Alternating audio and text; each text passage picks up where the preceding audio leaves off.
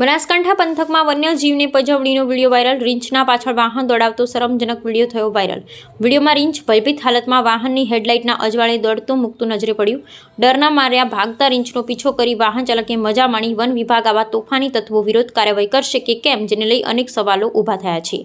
રીંછની પજવણી કરતો વિડીયો અત્યારે સોશિયલ મીડિયામાં થયો છે વાયરલ। આ વાયરલ વિડીયો ક્યારનો અને ક્યાંનો છે તે ન્યૂઝ 16 ગુજરાતી પુષ્ટિ કરતું નથી।